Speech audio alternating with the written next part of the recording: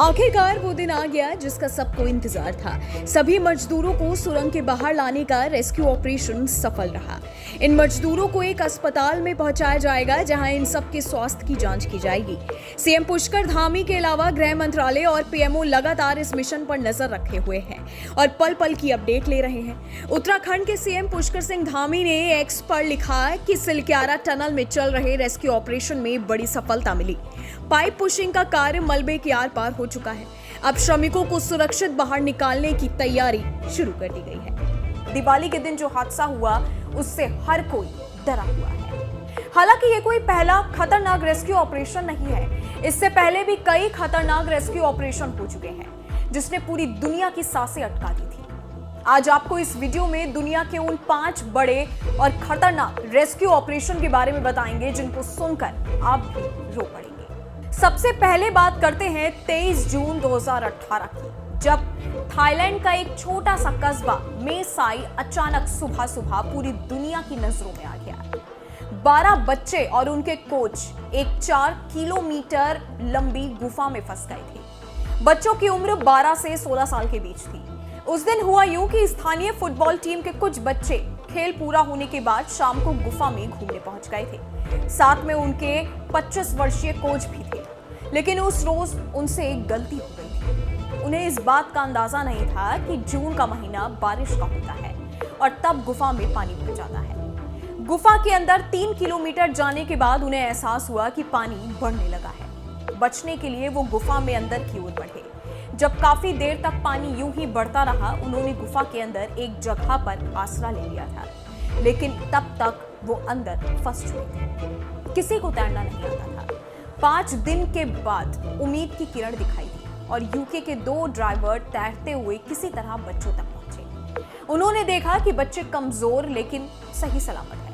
अगला चरण था उन्हें सकुशल वापस लेकर आना। जब रेस्क्यू ऑपरेशन की तैयारियां शुरू की गई, रेस्क्यू ऑपरेशन 10 जुलाई को पूरा हुआ। 18 दिन चले इस ऑपरेशन में तमाम देशों और स्वयंसेवियों ने मदद की थी। भारत भी इनमें शामिल था। दूसरे रेस्क्यू ऑपरेशन की बात करें तो ये 4 अगस्त 2010 की बात है। चिली में कॉपर सोने की एक खदान में 33 मजदूर काम कर रहे थे। तभी खदान के अंदर गुफानुमा रास्ते का एक हिस्सा अचानक टूटकर गिर गया।